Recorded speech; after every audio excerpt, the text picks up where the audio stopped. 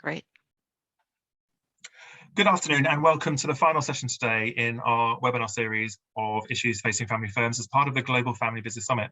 I am delighted today to be joined by Andra and Daniel from KPMG, Daniel in Canada, Andra here in London, to share their perspectives on some of the recent global family business research that KPMG have undertaken. So I'll let them explore a little bit more about it. If there are any questions, as always, drop them in the chat box and we'll pick up as many as we can towards the end. And Andra, over to you technology-wise, and we'll come up with questions when we're ready. So over to you. Great. Thank you very much, Paul.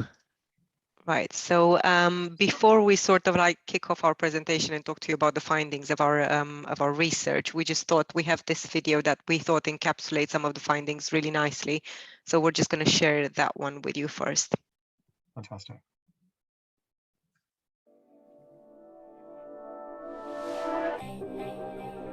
Family businesses come in all shapes and sizes. They produce more than 75% of GDP in most countries worldwide and employ more than 75% of their global workforce. The qualities that unite them: deep-rooted purpose, values, and resilience. In collaboration with the STEP Project Global Consortium, KPMG Private Enterprise surveyed 3,010 business leaders in companies of all sizes in 75 countries, representing multiple family generations and industries. The Global Family Business Report, COVID-19 edition, shines a light on the strategies family businesses adopted to master a comeback and triumph in leading the global recovery. What was the impact and how did they respond? The immediate shock was on revenues and supply chain disruptions, and they took quick action. Then their resilience kicked in as attention turned to the long term. To help us learn from their experiences and share their insights, we've developed personas of 4 family business types.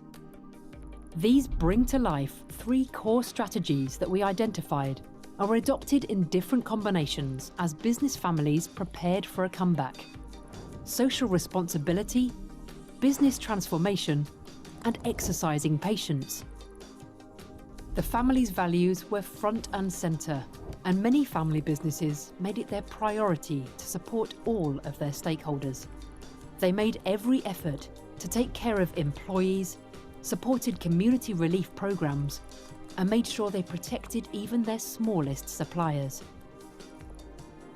As they looked at how to transform their business, the first response was reactive to address the impact of COVID-19 on business operations. With their long-term outlook and agility, attention then turned to a proactive, quick pivot with the adoption of new technology, entering new markets and developing new products. The need to pivot paved the way for next-generation voices to be heard, to accelerate their firm's digitisation efforts, reinforce the importance of ESG as a value driver, and re-energising the family's entrepreneurial roots across the generations.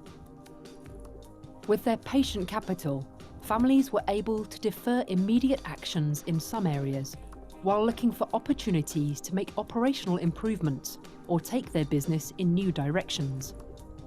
A combination of all 3 strategies were adopted at different points in time, and also reflected the characteristics of the family, such as the structure, liquidity, level of family involvement, and skills. Through the 4 personas in the report, we can delve deeper into what these strategies meant in practice for businesses, whether they are led by a family or non-family CEO, and whether the shares are owned by a few family members or many across several generations. Balancing the immediate and long-term impacts of the pandemic, family businesses have proved extraordinary ability to act and adapt quickly. We reset, and we move forwards together. What does your long-term future family business strategy look like? Together, we can continue to turn new thinking into triumph, optimizing businesses and strengthening family dynamics that are fit for the future. There are lessons to be learned from all of these experiences. Now is the time for every family business to evaluate their own actions and implement the changes necessary to keep family businesses moving forward as the engine of the global economy.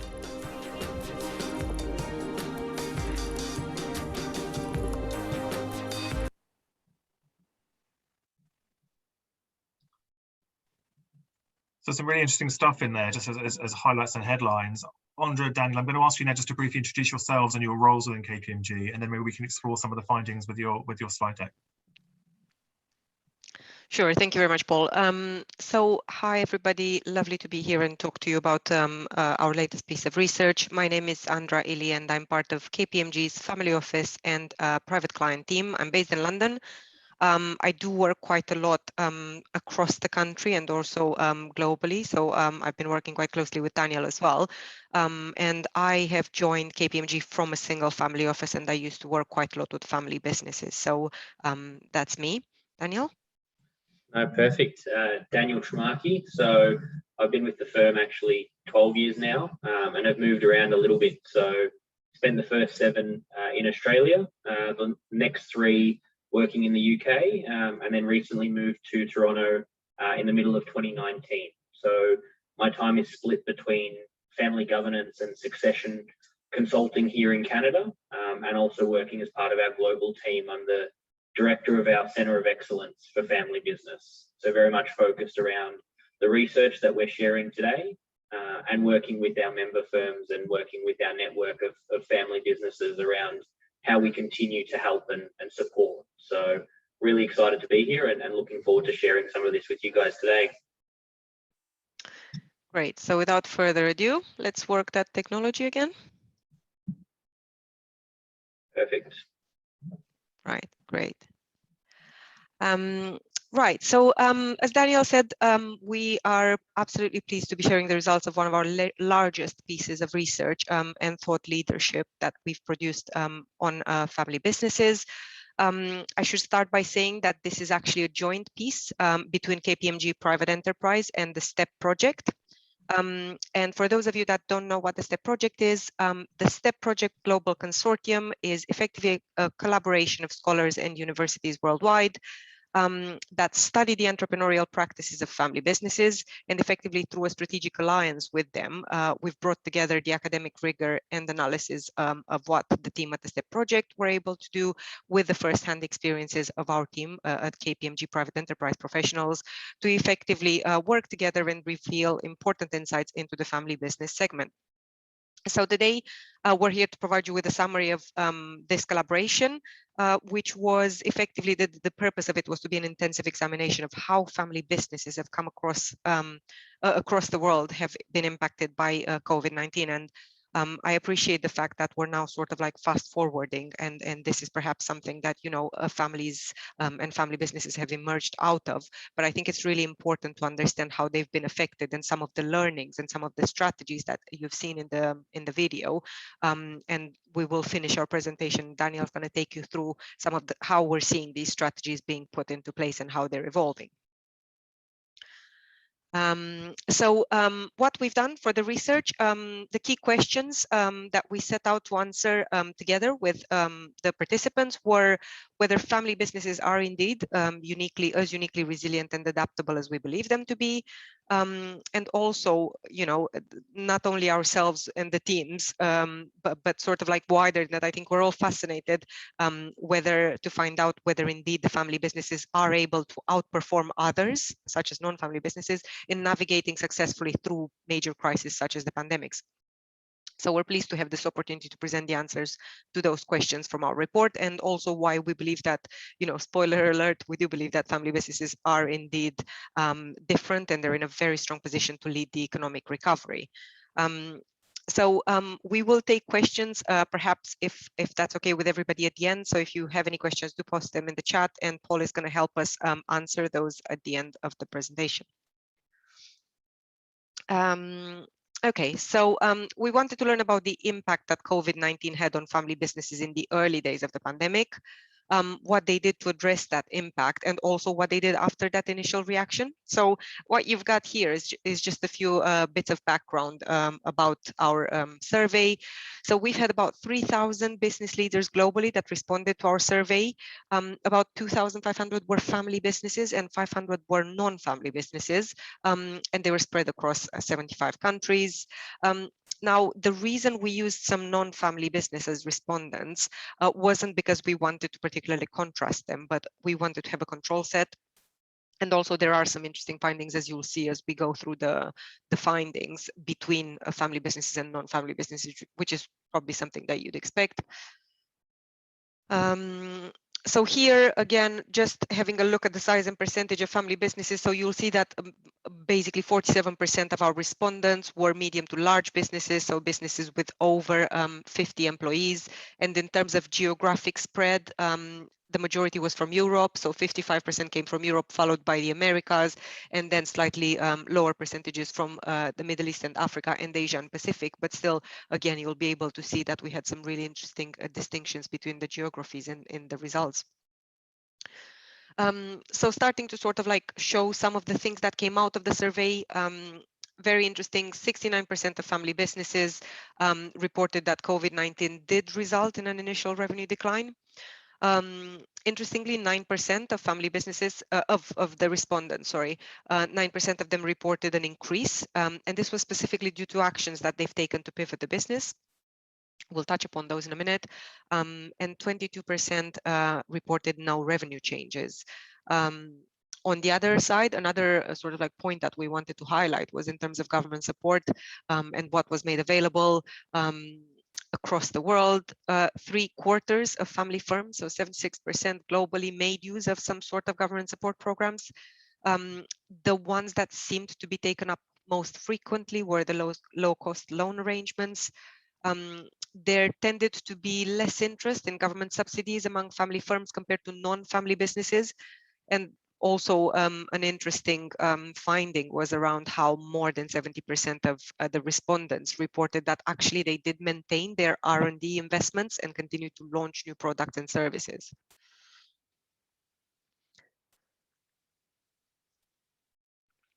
Reducing the employment expenses was also very common by reducing employees' hours or perhaps moving them to remote working status or implementing hiring freezes.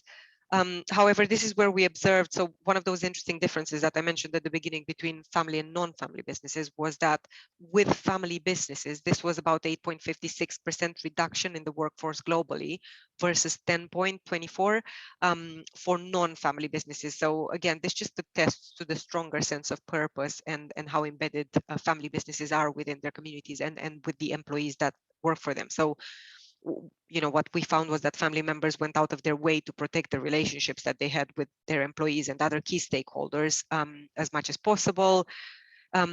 We have seen this type of commitment to key business relationships in previous family business research, but also in our experience as well from working with a lot of family businesses. And, you know, we do think that it's primarily the result of the family's sense of purpose, strong values, and also long-term mindset, but also the direct influence and involvement in the business.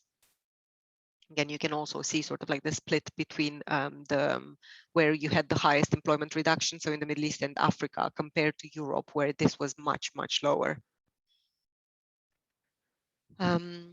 Just a few more stats. So we've spoken about the reduction in number of employees. Another interesting statistic, 41% cut costs and reduced or deferred investments. 14% made changes to the business by restructuring or closing temporarily. And, you know, that's something that we see, again, kind of continuing in the present. So one of the family businesses that I was speaking to recently closed down 50% of their operating branches. And they said that actually it turned out to be a very good idea. They started going much more digital. So they started selling online much more. So in the end, it turned out that a reaction that they had at that time turned into a successful future strategy.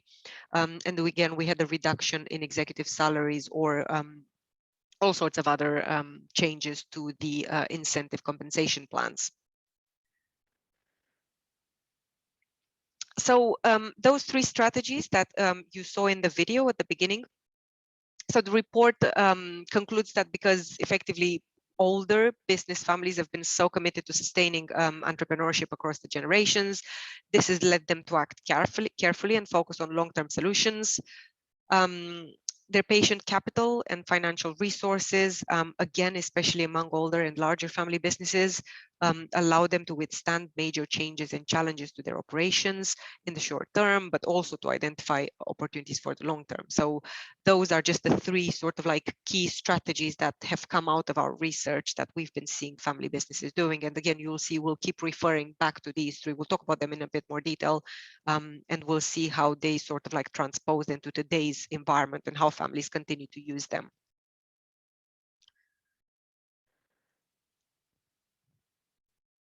Right, I'm going to hand you over to Daniel to talk about the impact on family businesses globally.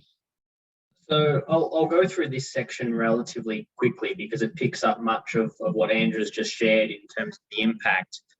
What we're trying to highlight here, I guess, is the details around three elements. There was the initial shock, which was seen as a financial shock from a revenue aspect, which you can see on the screen here and see split.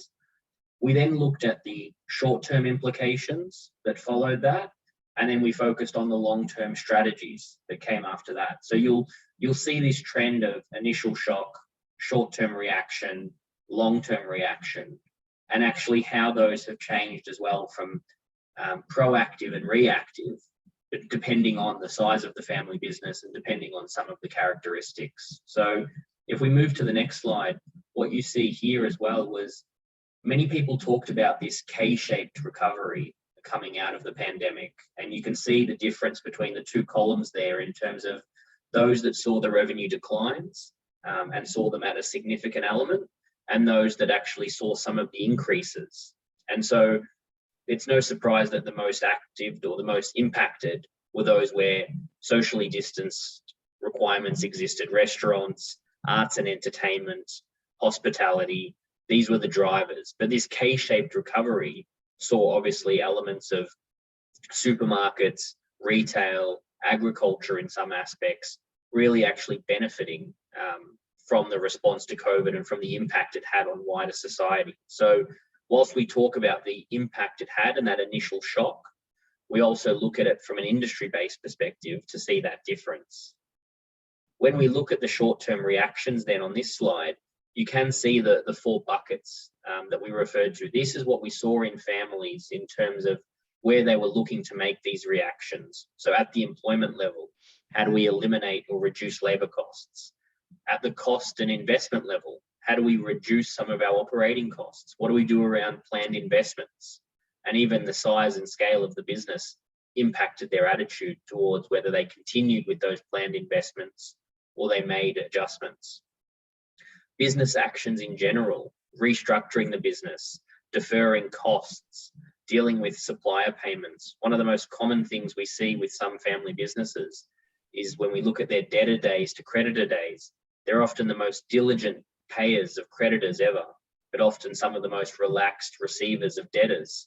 And so how that impacts them in a pandemic when cash is king and you're looking at short-term focus plays a really important part. And then the last of the four there in terms of executives, are we looking to reduce or eliminate management team compensation? Are we deferring dividends and payments and bonuses?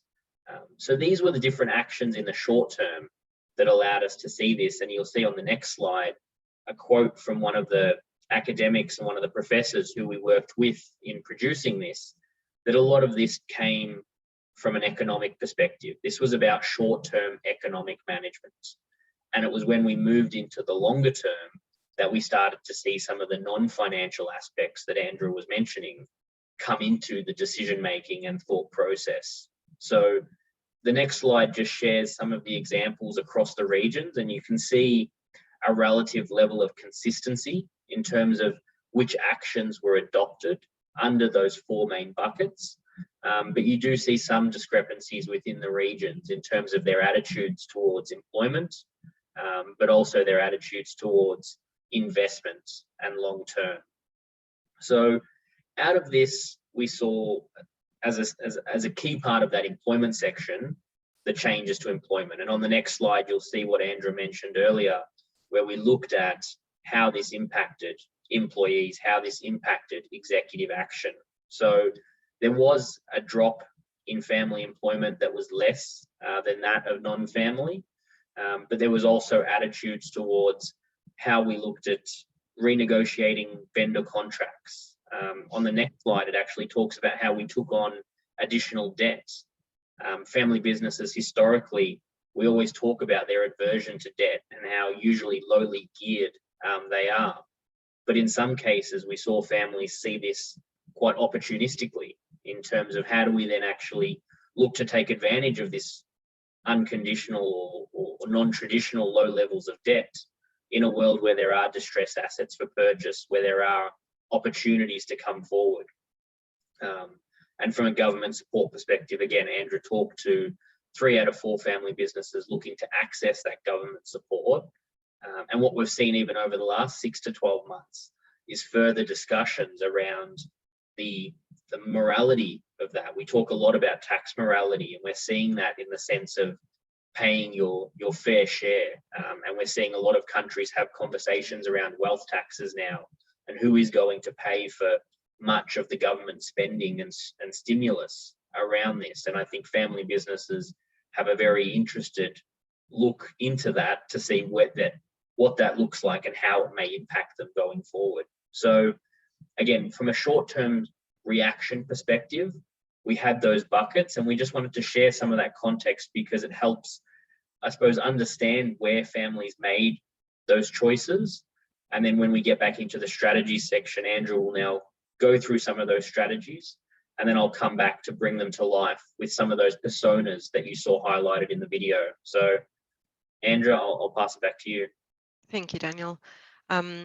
So one of the obvious differences between family and non-family businesses is the involvement of the multiple generations of family and how they focus equally on creating both financial and non-financial value for the long term.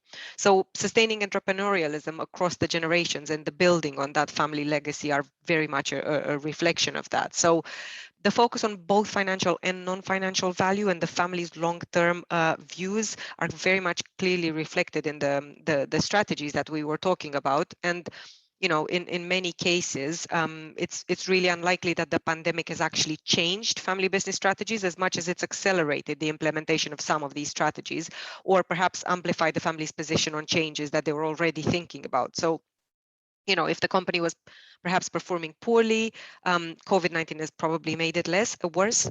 And if the family was thinking about changing the CEO and potentially bringing in a new leader, perhaps from outside the family, then again, that type of discussion will have just been accelerated. So when many family businesses started to grasp with the pandemic, what the pandemic might mean for them and the businesses, what they realized is that more involvement and input was needed from the family. And it was very important for the family to re-engage, especially in those situations where management had been entrusted to non-family executives. So in others, it's also accelerated discussions and decisions about the succession of the family business. So this is just, again, a quote from one of our colleagues who participated, who helped on the research. And what's important to note here is that in some cases, senior family members have come back into the business, and the reason they did that was to bring a historical context, or what's referred to as that historical memory. And as one of the CEOs described it to us, you know, he said this wasn't his first rodeo. So his experience in successfully managing previous crises has very much proven invaluable. And then, you know, because of their knowledge and exposure to many new technologies, then at the other end of the spectrum, you've got the younger generations of the family who are increasingly being relied upon to come up with digital solutions to transform the family business or to develop new technology products or service offerings that, again, can accelerate the business into the future. And, you know, we're talking about, again, the power of family involvement within all of the generations of the families, contributing to decision-making and strategy development really cannot be overstated, because it gives them the ability to respond quickly and agree on a course of action that's good for both the business and the family for the long term. Right, so having a bit of a closer look at the 3 strategies that we mentioned before. So these are the key ones that came out of our research. So the first one, the social responsibility. So this strategy is very much focused outside the family business itself, with an emphasis on the business families' focus on the welfare of society as a whole. Also, the needs of their stakeholders have been very much in point, and this includes the employees, the customers, suppliers, local communities. Family businesses are typically deeply embedded in environmental, cultural, and community initiatives. So again, this has played a major part. And the strategy reflects the family's values and the important goal of maintaining the reputation. So going back to Daniel's point from earlier, in terms of why some of the families were perhaps more reluctant to take advantage of some of the government grants and some of those opportunities. And again, family business owners have a reputation as responsible owners in the communities where they live and conduct their business and upholding their societal and environmental responsibilities. The second strategy was very much around business transformation. Again, this embraces the concept of effectively pivoting and the importance of encouraging a transgenerational entrepreneurship mindset. It makes sure that the business can be passed successfully from one generation to another, and also while continuing to sustain the family's purpose, values, and community commitments. They began turning their attention to new strategies. You've seen this in the video. The initial response was very much reacting to what was happening. Initially, was the reaction to COVID-19 and the impact on their business, especially with the impact on revenue. Let's face it, that was one of the first things that's happened and some of these families noticed. But those actions were very quickly followed by a proactive pivot, which was around creating new approaches for adapting and transforming the businesses in order to drive in the future. And again, this will fit in very nicely with what we're going to talk about at the end when we talk about how some of these strategies are now being employed by families. And they're basically 2.1 strategies almost in sort of like a post, if I can say that, post-COVID-19 environment. Third strategy, what we call the exercising patience strategy. This is one in which family businesses have not taken immediate action to address any of the impacts of the pandemic. The capital invested in the family businesses is very much patient capital, which means that family businesses are much more prepared to take their time to fully assess the situation before jumping to any sort of like actions. And again, you will see this when we looked at, there were some regional differences again that were quite interesting. Again, this is just a quote from one of our colleagues emphasizing the importance of digital transformation. So business transformation was one of the key strategies, and it came up over and over again in terms of its importance. And this is just a slide to show, again, the differences between the prevalence of those three strategies. You'll see the Europe and the US, very similar approaches. Top two strategies were social responsibility and business transformation, just swapped between the two of them. Whereas Asia Pacific and the Middle East and Africa, for them, it was exercising patience. So they were much more sort of like patient in terms of taking any actions and analyzing things properly. So just before I'm going to hand you back over to Daniel to talk about the personas that we mentioned. So what our report identifies are two key factors that effectively influence the strategy decisions for these families, and whether the business was led by family or a non-family CEO, and whether the company shares are owned by a small or a large number of family members. Businesses led by family CEOs and with high family involvement were much more likely to adopt a social responsibility strategy as one to focus on more widely, whereas those that are led by non-family executives and perhaps with lower family involvement, they were much keener on sort of like reducing employee numbers, general cost cutting, and potentially some restructuring.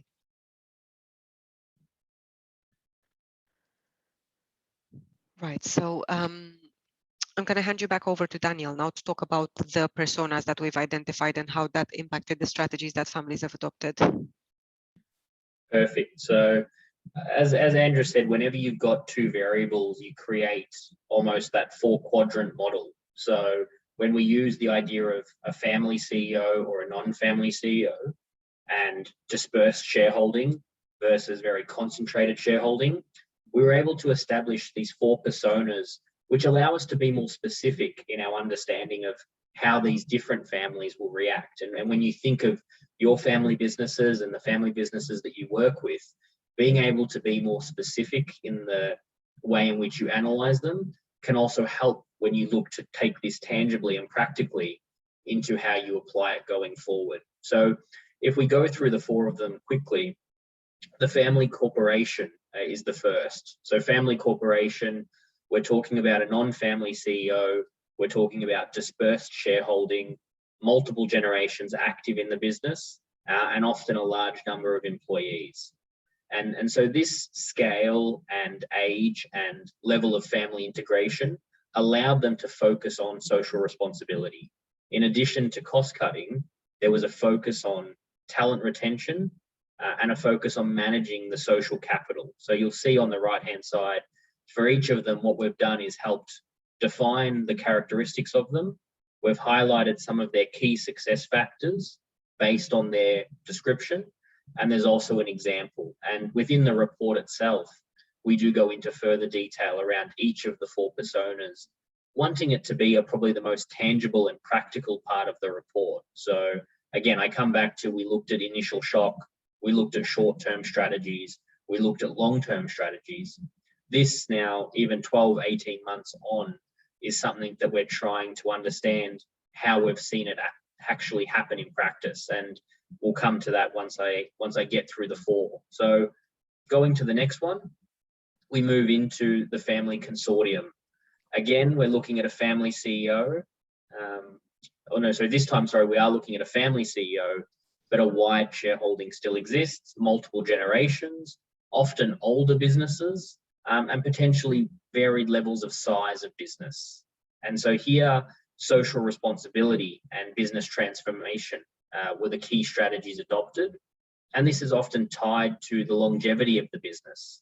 And that focus on transformation, potentially with the smaller businesses, there's a level of agility and speed of decision-making that comes with that. And having family CEO and family involvement in management often translate, as Andra said earlier, to that increased business transformation perspective. So active family involvement, a focus on social responsibility, and a connection between the business and the family reputation. This, again, when we look at these in different aspects, we see different facets of how they adapt. And the family enterprise is no different to that. Family enterprise, we're looking at a non-family CEO, we're looking at concentrated shareholding, which usually means first or second generation, therefore a younger business, only one generation involved, and often a smaller business. So with the family enterprise, they were one of the 4 personas which actually pulled from all 3 of the strategies, and potentially at different stages, highlighting different challenges, this was used. And we see this because there's a need to continue to grow the business. Given the age and size of the business, patient capital is not something you can start with. So having that idea of transformation and growth allows you to continue to develop and evolve. Also, the use of non-family leadership drives a level of change and often an increased attitude to change. And the other part of family enterprise, which is often important, is the way in which they manage their stakeholders, both internal and external. Within these businesses, having good, strong relationships with their customers, with their suppliers, with the regulators, with their banks, with the employees, drives an ability to transform. But also, as I said, all 3 are present here. So it comes back to that element of social responsibility. The last of the 4 here, the family venture. So again, family CEO with a highly concentrated shareholding, again, younger businesses in age, and smaller and usually first generation. Here we saw business transformation and exercising patience, an ability to wait and see how the pandemic played out, no desire to make sudden moves, but then once the time was taken to assess, an idea of moving quite quickly around transformation and evolution. So making the tough decisions quickly. Again, family CEO helps enable that. Concentrated shareholding means the difference between management, board, and ownership is often not much. So the ability to pivot and transform, the ability to communicate with stakeholders remains, and also the ability to embed the role of the family within the business. So a lot of similarities between enterprise and venture. So those four elements give you the way of distinguishing and further discussing how we see this. And this slide really just sums up again what you're probably sick of me saying, which is this evolution of initial shock into the short-term actions, into the long-term strategies. And there's some key lessons learned that we saw here. This ability around articulating a clear sense of purpose, adopting a long-term mindset, encouraging the involvement and the contribution of all generations. There was a statistic in there that talked to 42% of family businesses, or family businesses were 42% more likely to adopt business transformation than non-family. And on top of that, probably one of the most exciting statistics of the entire report was that family businesses with multiple generations involved in the business were 45% more likely to adopt business transformation than single generation family businesses. And so that idea of involvement, and Andra talked about the way in which family internally and externally were involved in the business, that drove the business transformation agenda even further. When you look at the different demographics of these families, when you look at the way in which they can bring different skill sets, in some of the roundtables we conducted, the ability to, in some cases, leverage the knowledge of the senior generation and leverage the digital nativeness of the next generation was an unbeatable combination.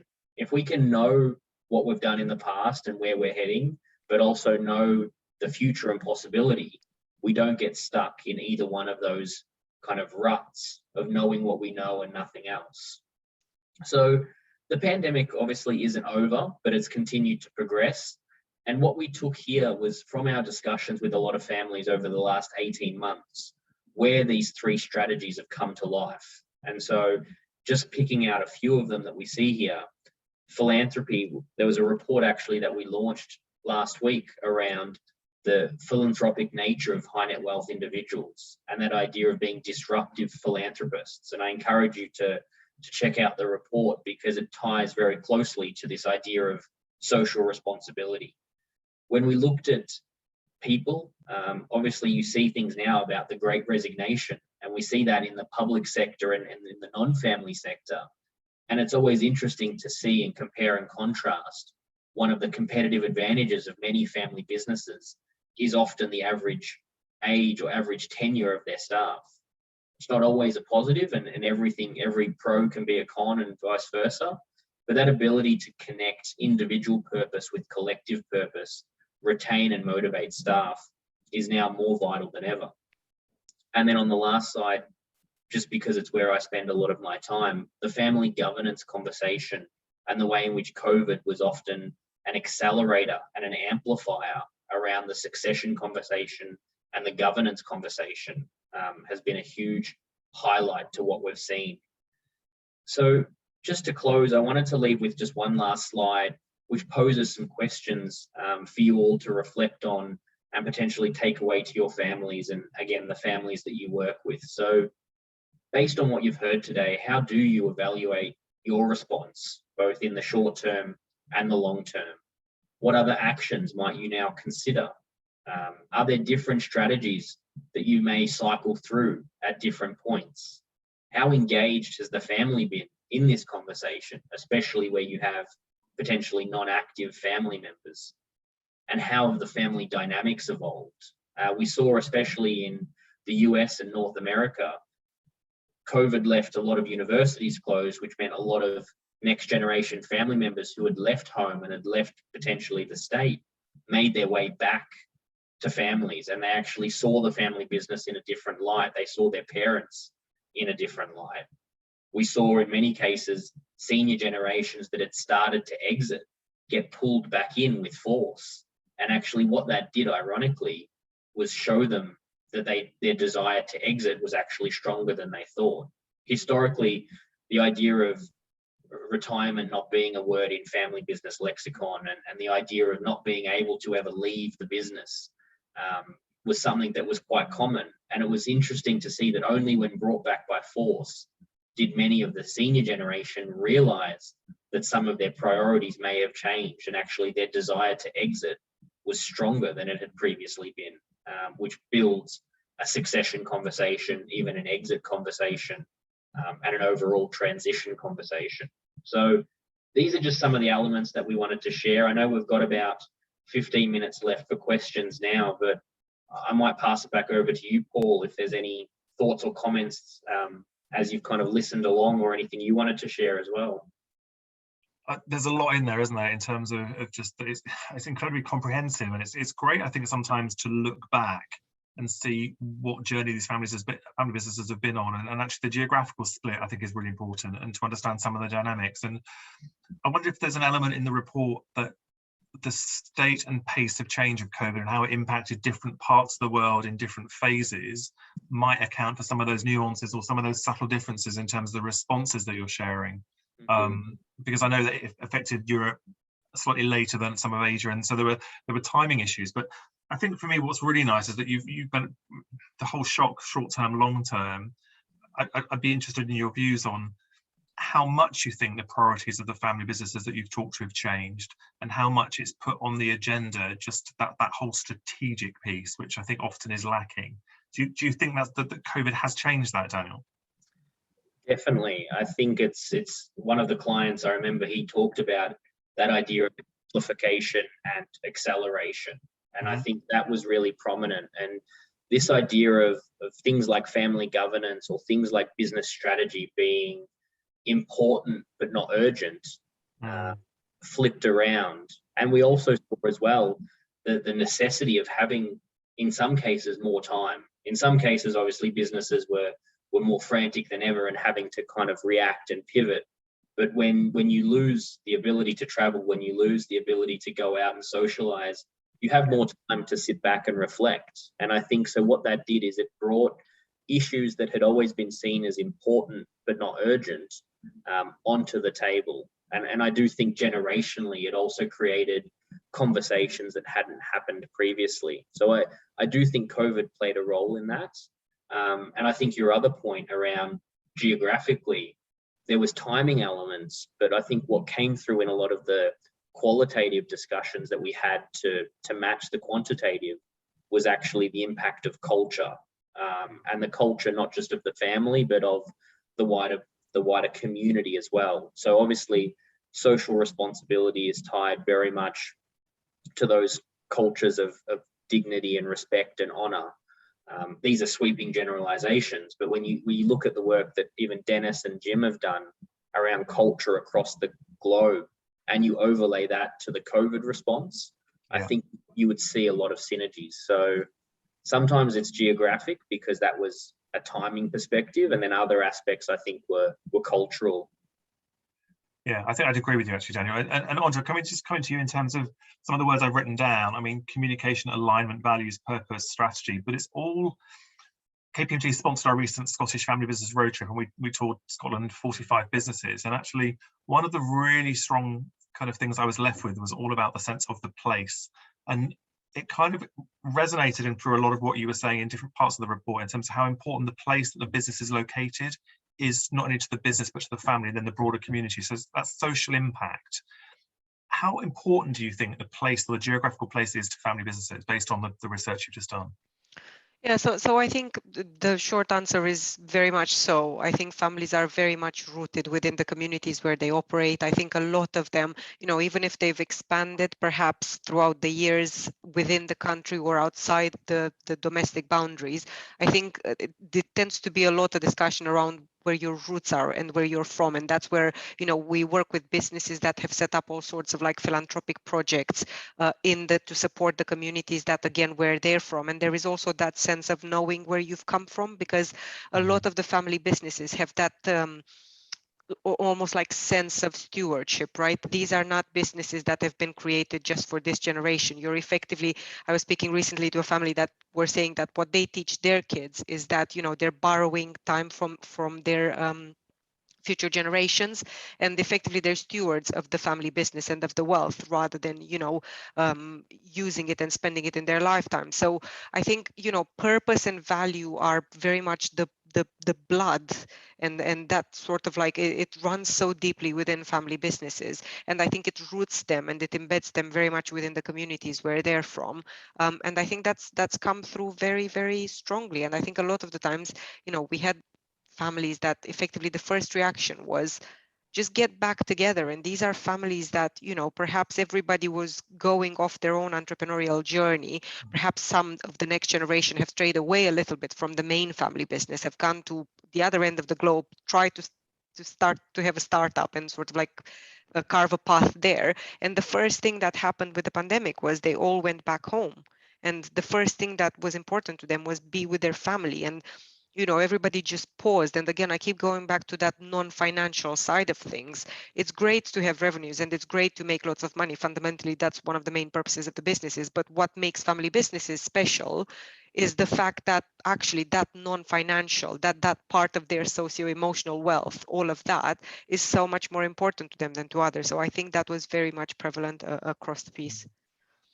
Yeah, I think you're right. I think the family values come through loud and clear in everything you said right from the start, both of you. I think that's, for me, that's what's come through in a lot of the conversations in the past six to 9 months, in terms of go back to their roots, really evaluate what they wanted to do and re-strategize. It was interesting that you talked about the short term, the immediate, the short term and the long term. What do you think from the report shows us in terms of what's really important that we take from it and move forward in order planning now for the next 2 years and the recovery? What have family businesses really learned that's crucial to help nations recover? Well, I think one of the things we've always tried to do with our reports and research is to continue to build. And so the 2019 report was actually focused around demographics, and it was focused on the difference between many of those generations, from baby boomer to Gen X to millennial. And that led itself into, obviously, this discussion around COVID. And we actually have a survey in market at the moment, which we're hoping to release early next year, to your point, which is around what are the success factors, both financial and non-financial, within these businesses, and how does the leadership style impact that? So I think it's a very long way of getting to the answer of your question, to say, when we look at leadership styles within family businesses, when we look at this transition that we're seeing from family owned and family run to potentially family owned but non-family run, how is that impacting the purpose and the values of the family? How is that impacting the relationship between the family and the business? And how do we make sure that as a family, and usually with this intention of stewardship and custodian, how do we actually perpetuate that through a business that we may not run anymore? And it comes, the last element to that is one other thing I've been speaking on for a few years now, is this idea of the transition from a family business to a business family. And when you no longer look at the family business as the core, but you look at the business family as the core, it allows you to broaden your lens. Because usually, I remember reading a report many years ago now that said, I think on average, families had 2.3 businesses. Mm-hmm. So the idea of a family business and a family being a standalone entity of one asset, one company, has just continued to dilute with increased diversification of wealth and increased desire to broaden that horizon. So I think families coming out of the pandemic, like you said, priorities have changed, priorities have been reset. So the key thing is to make sure that those priorities, wherever they lie, remain aligned across the generations and across the family, because that comes back to this idea of, how do we define success as a family? What financial metrics do we put on it? But more importantly, what non-financial metrics do we put on it? So I think if families can have that conversation to say, look, we know the world's changed, we know our business has changed, we know our family has changed. Are we still as aligned as we were going into this, coming out of it? It might not be in the same direction, but it's that level of alignment, I think, that you can take away from and then build off. It was great to hear you talk about, I completely agree, the alignment, the purpose, it's changed, it's moved, but the family need to move with their new aligned purpose going forward. It was good to hear you talk about the succession conversations as well, in terms of the older generation. Some of them have come back in, some of them have had to, some of them have begun to address their mortality and put the structures in place to deal with an exit that they know they have to do. And then you've got the next generation stepping up. So I think it was good to see that coming through, and it's something we've all seen and expected. but sometimes it's actually nice to have that reassurance that it's there and that is what actually happened, and some of those anecdotes too to back that up. Yeah, and I guess sort of like to almost like to complement some of Daniel's points, I think that the point of us carrying out all of these bits of research and talking to families very much to show to families out there that they're not alone, because I think that's still very much so, you know, you go through certain phases and certain transitions with your family and with your business. And a lot of the times you feel very lonely, right? Because there's not a lot of talk around it. So just putting together, you know, the strategies and giving families almost like access to seeing that they're not alone, that people at the other end of the globe are facing the exact same issues. They might approach things differently. They might, you know, prioritize strategies differently, but fundamentally, you know, taking the cultural differences to one side, people have been affected by very similar things. The pandemic has been global for a reason, so it's affected everybody everywhere. And sort of like my second point on that was, you know, as that CEO that I mentioned, it's not their first rodeo. A lot of people have been through crises of different natures. They wouldn't have been a global pandemic, but they will have faced all of these before. And again, all that this does is it attests to the resilience of family businesses and quite how strong they are. And the reason they are strong is because of Daniel's point of that having that shared purpose and everybody being aligned and having those lines of communication and prioritizing family over the business as they transition from family businesses into business families. So I think that's a very strong argument for it. I agree with you, and the not alone point I get completely, and that's one of the reasons I'm director for Family Business United being in existence, is to share as much as we can to help people have those conversations. I think the other lovely thing about the last 18 months is that families have really stepped up and come together. So you've seen families helping each other to help each other in the same location, but providing services and talking. And I think another positive really to come out of the pandemic for me is that the openness and the willingness of one CEO to sit in a peer group with other CEOs and share everything they're doing and communicate. And I think that's one of the takeaways for me, is that we have to build on and learn from what we've been through and actually not go back to our own little silos and think, actually, we can now do this on our own. There's a broader community of people out there. It could be 1 + 1 is 3, 4, 5, and you see those changes. Daniel, Andra, it's a pleasure talking to you. It was great to see those findings. I look forward to the new research coming out too, because I think that will be the next stage that will help us all in terms of those conversations. So I applaud you for the research. I thank you so much for your time today, and wish you all the best with the next steps in the family business journeys for both of you. Thanks for your time today. Great. Thank you very much, Paul. Thanks for having us. Thanks, Andra. Could you press stop for me now as well, please? Sure. Thank you.